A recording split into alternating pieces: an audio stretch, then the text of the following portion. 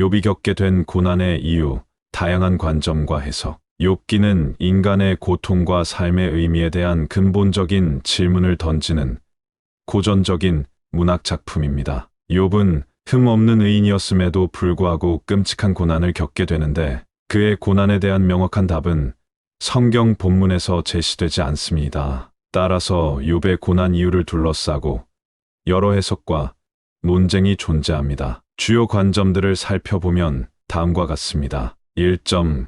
보응신앙. 당시 널리 퍼져 있던 보응신앙 관점은 죄악은 반드시 벌을 받고 선행은 반드시 보상을 받는다는 믿음을 바탕으로 욥의 고난을 그의 죄악으로 설명합니다. 욥의 세 친구들은 이러한 관점에서 욥의 고통을 그의 잘못으로 단정짓고 비난하며 회개와 벌받음을 통해 다시 하나님의 은혜를 얻을 수 있다고 주장합니다. 욥 413장.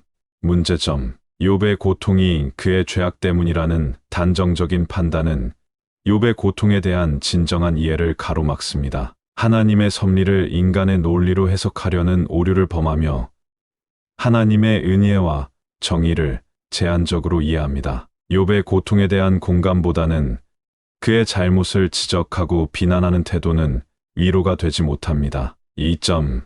시험설. 어떤 학자들은 욥의 고난을 하나님께서 욥의 믿음을 시험하기 위해 허락하신 것이라고 해석합니다. 이 관점에 따르면 욥은 처음부터 의로운 사람이었지만 하나님께서는 그의 믿음이 어느 정도까지 강한지 시험하기 위해 고난을 허락하셨고 욥은 이러한 시험을 견뎌내면 더욱 큰 축복을 받을 것이라고 주장합니다. 욥 12장, 42장.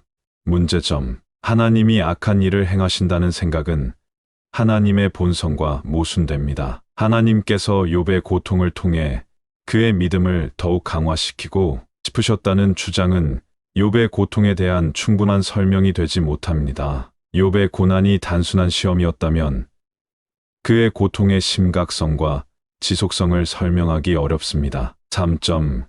인간 존재의 한계. 욥의 고난은 인간 존재의 한계와 삶의 불확실성을 보여주는 것이라는 해석도 있습니다. 이 관점에 따르면 욥의 고난은 특별한 의미나 이유가 있는 것이 아니라 인간이 누구나 겪을 수 있는 삶의 고통을 보여주는 것이라고 주장합니다.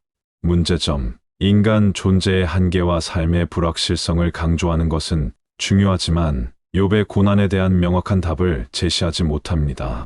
욥의 극심한 고통과 하나님의 섭리 사이의 관계를 명확하게 설명하지 못합니다. 4점. 하나님의 주권과 인간의 이해 한계. 욥기는 하나님의 주권과 인간의 이해 한계를 보여주는 작품이라는 해석도 있습니다. 이 관점에 따르면 욥의 고난은 인간의 논리로는 이해할 수 없는 하나님의 신비로운 계획의 일부이며 중요한 것은 인간이 하나님의 주권을 겸손하게 받아들이는 자세를 갖는 것이라고 주장합니다. 욥 3841장. 문제점. 하나님의 주권을 강조하는 것은 중요하지만 욥의 고통에 대한 인간적인 공감과 이해를 소홀히 할 수 있습니다. 하나님의 계획을 인간이 완전히 이해할 수 없다는 것은 큰 문제가 됩니다.